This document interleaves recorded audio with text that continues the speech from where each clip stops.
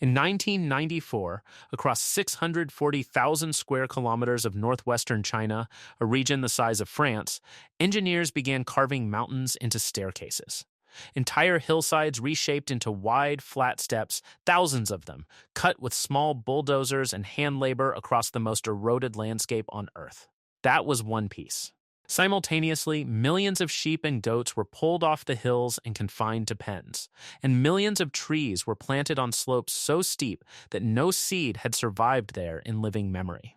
The region was the Loess Plateau, a place where the loss of vegetation exposed the exposed soil lost its water, and the loss of water killed whatever vegetation tried to return. That loop had been running for thousands of years, and by the 1990s, it was shedding 1.25 billion tons of sediment into the Yellow River every year, enough to raise the riverbed above the surrounding farmland, enough to generate floods that had killed roughly 10 million people over the previous century. The total budget for reversing it was $550 million, roughly the cost of a mid-sized sports stadium. The tools were shovels, small bulldozers, and saplings. The question was whether a system that had been collapsing for millennia could be reversed by changing the geometry of the dirt. The Loess Plateau gets its name from what it's made of. Loess is glacial dust, fine powdery sediment blown in from the Gobi Desert and the Himalayas over millions of years. In some places, these deposits run hundreds of meters deep, and the soil they form has a paradox built into its physics. When roots and organic matter hold it together, Loess is extraordinarily fertile. So fertile it supported the birth of Chinese civilization, the emergence of settled agriculture nearly 10,000 years ago, the rise of the Han and Tang dynasties. But strip the vegetation away, and Loess has almost no internal structure. It dissolves on contact with flowing water. It cuts like wet chalk. For millennia, that's exactly what happened. Forests were cleared for farmland, grasslands were grazed until nothing remained but bare dirt. And the livestock didn't just eat the vegetation. Their hooves crushed the biological crust, the thin layer of mosses and microorganisms that naturally seals exposed Loess against rain. Once that armor was broken, the soil underneath was open to the sky. Water hit naked ground and ran straight off, carving shallow rills that deepened into gullies, then ravines, then vertical canyons, each one draining the water table deeper, killing the last surviving roots, exposing more soil, accelerating the next round of erosion. By the early 1990s, the loop had consumed the landscape. 95% of the plateau's original surface fertility was gone, washed downstream. Perennial vegetation covered barely 17% of the land. Over 70% of the total area was classified as severely erodible. And farmers were cultivating 451,000 hectares of steep, unstable slopes simply because there was no flat ground left. The damage didn't stay on the plateau. It was exported. The Yellow River carried that dirt downstream, where it settled in the slower, flatter stretches, raising the riverbed centimeter by centimeter year after year.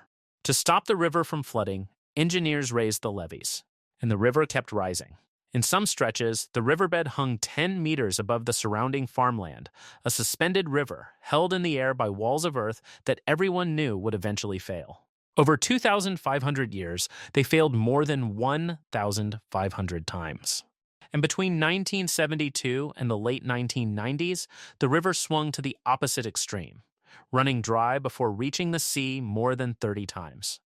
The same system that drowned provinces was also starving itself to death. 50 million people still lived on the plateau. Per capita income averaged $70 a year. The landscape was economically paralyzed and actively exporting catastrophe hundreds of kilometers downstream. And every prior attempt to fix it had targeted one variable. Engineers built thousands of check dams in the gullies during the 1950s and 1970s, but without vegetation on the slopes above, the dams filled with sediment and blew out within a decade. Governments ordered tree planting campaigns, but nobody penned the goats, so every sapling was eaten before its roots could take hold. Top-down grazing bans were issued, but without alternative income, farmers ignored the patrols and grazed their animals at night. The plateau kept collapsing, because the collapse had never been one problem. It was a locked system, and you couldn't interrupt any single point without the other two pulling it back. The project that launched in 1994, a joint operation between the Chinese government and the World Bank, was different in one fundamental way.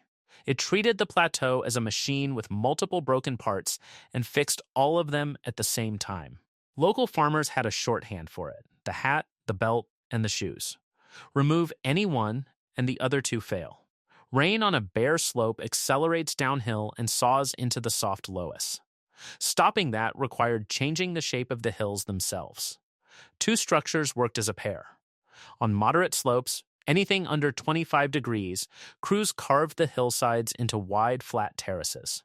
Over 90,000 hectares of level steps, cut using small bulldozers and hand labor. The physics is blunt. A terrace breaks a long slope into short, flat segments. Water that would have accelerated downhill for hundreds of meters pools on each step and soaks straight down. Sheet erosion stops, soil moisture climbs. But terraces only catch what falls on the slopes.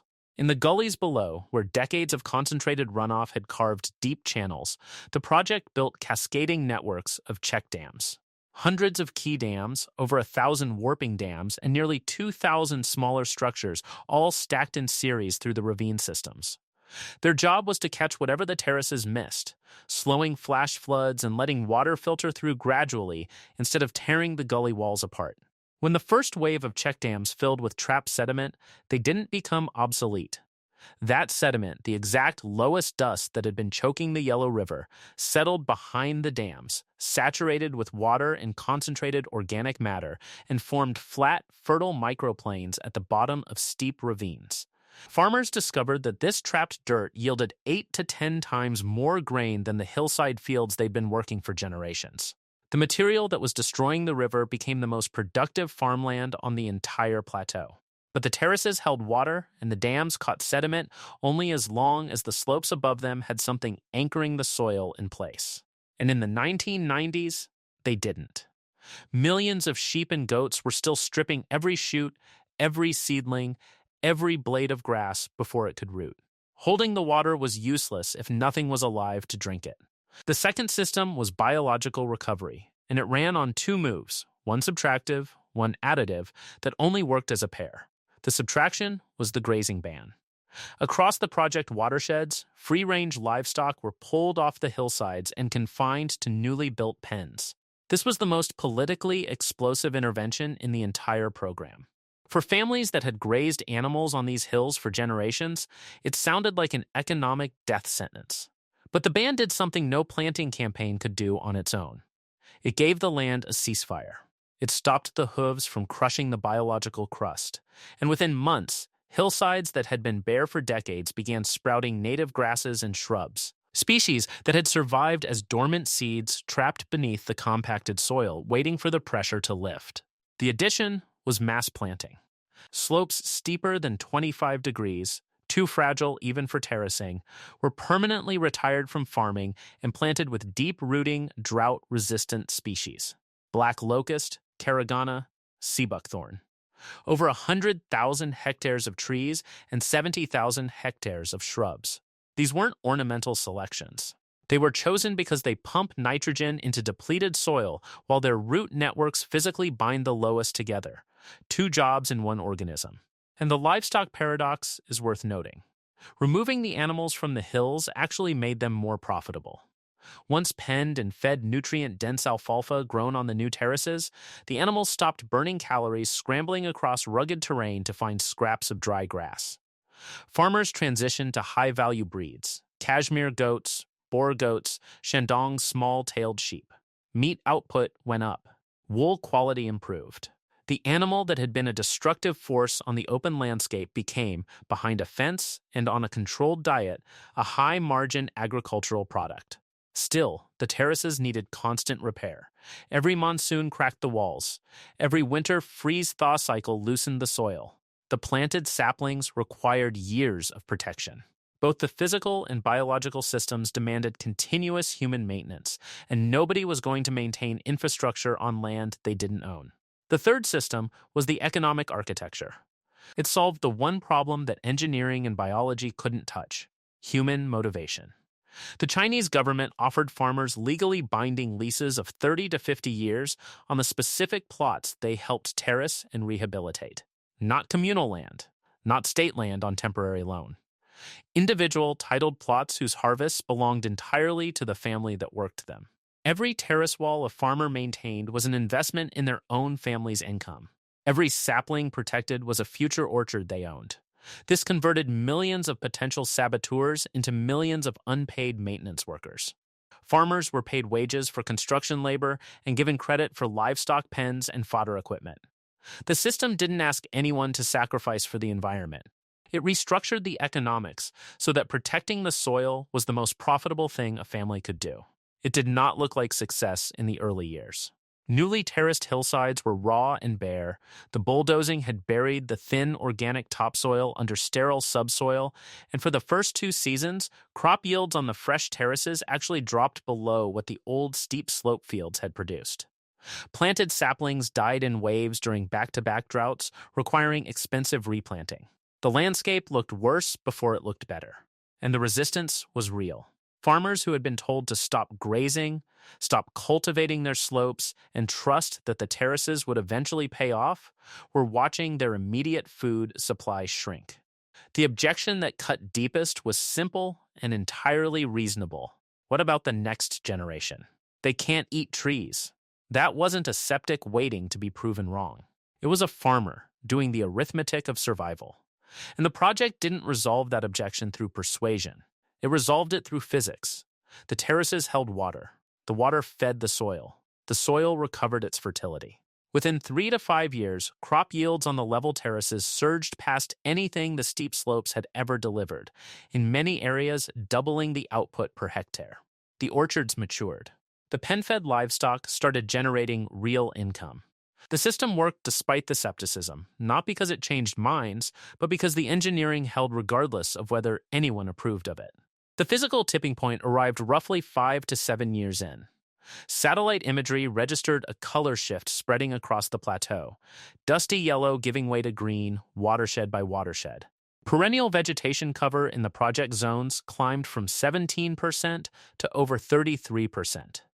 On planted hillsides, deep roots were binding the soil and rebuilding its nitrogen content. And on hillsides that had simply been fenced off from livestock, native species were returning entirely on their own, germinating from seed banks that had lain dormant for decades, needing nothing more than the absence of hooves. In some zones, this passive regrowth was faster and denser than the expensive manual planting programs. The project adjusted midstream, scaling back active planting on enclosed hillsides and letting the biology run. Then the system began producing something the engineers hadn't anticipated. The restored vegetation didn't just hold the soil, it changed the local water cycle. Root systems broke through the compacted crust, allowing rain to percolate into the deep loess for the first time in generations. Behind the check dams, where trapped water pooled and soaked downward, local groundwater tables rose by 5 to 10 meters. Springs that had been dry for decades started flowing again. What had started as an erosion control program was now reassembling the plateau's hydrology across hundreds of thousands of square kilometers of land that most experts had written off. The Yellow River registered the change before anything else. Its annual sediment load dropped from 1.25 billion tons to 132 million tons, an 89% reduction. Attribution studies confirmed that human ecological restoration accounted for over 70% of that decline. The terraces, the root systems, and the check dams together accomplished what centuries of downstream levee building never could. They stopped the dirt at the source. The land surface told the next part. Vegetation cover across the project zones nearly doubled. In areas where the grazing ban held and the plantings took root, the plateau shifted from bare dust to functioning shrubland and forest within a decade. Bird populations returned. Insect diversity climbed. The biological layer filled in gaps that no one had planted. And the poverty data confirmed the third gear was turning. Per capita income in the project households nearly tripled, from roughly $70 a year to $200. Across the 4 poorest provinces, 2.5 million people were permanently lifted out of extreme poverty. Per capita grain production rose from 365 kilograms per year to 591, not despite the retirement of 173,000 hectares of steep slope farmland, but because the remaining land, properly terraced and watered, was dramatically more productive.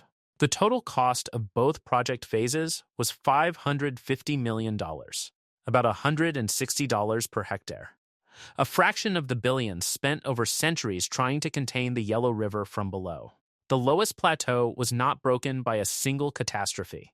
It was broken by 10,000 years of small decisions compounding in the same direction, each generation adapting to a slightly worse version of the same place. The fix was not one intervention. It was closing every failure point at the same time and giving 50 million people a financial reason to keep them closed. You can see the proof from space. On satellite imagery, there is a line traceable across the plateau, the boundary between treated and untreated land. Same soil, same rainfall, same elevation. On one side, green. On the other, dust. The only variable is whether the system reached it. $550 million.